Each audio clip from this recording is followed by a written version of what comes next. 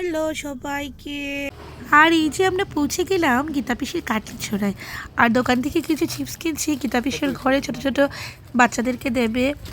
আর এই দেখুন রাস্তার মধ্যে আমাদের গাড়ি দাঁড়িয়ে আছে, আর সামনে দিয়ে ট্রাভেলার অটো সব কিছুই যায়।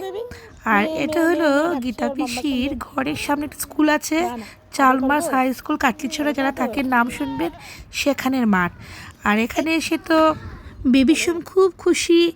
এই যে ছোট ছোট ছাগলের বেবি দেখতে পাচ্ছে, ওর স্কুলের এইগুলো পড়া আছে যে বিভিন্ন সাউন্ড অ্যানিমেলসের। তো যখন এগুলো জিনিস প্র্যাকটিক্যালি দেখছে, আসলে শিলচর থাকায় বা টাউনে যারা যারা থাকেন তারা এই সমস্ত ছাগল, মুরগি, গরু, হাঁস এগুলোর সাথে পরিচিত হয় না। ছোটো ছোটো বাচ্চারা, আমরা হয়তো ছোটোবেলায় দেখেছি, কিন্তু এখনের সময়ে এত ব্যস্ত সময় ওরা কেবল মোবাইল আর টিভি নিয়েই ব্যস্ত থাকে। না খেলার মাঠ আছে, না কোনো পশু পাখিদের সাথে অন্তরঙ্গতা আছে। তাই যখন এখানে এসে পৌঁছলো খুব খুশি হলো ছোটো ছোটো ছাগল, গরু এগুলো দেখে। আর এখানে আমরা গীতা পিসির বাড়িতে পৌঁছে গেলাম। ভাত খাবো না, শনিবার ছিল, তাই মিষ্টিমুখ করে চলে আসলাম।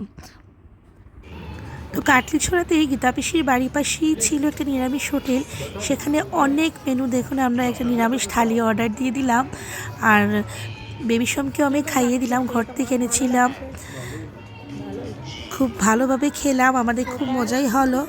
ট্রাভেল ব্লগ পার্ট 5 আবার আসছে, দেখতে থাকো। Bye bye.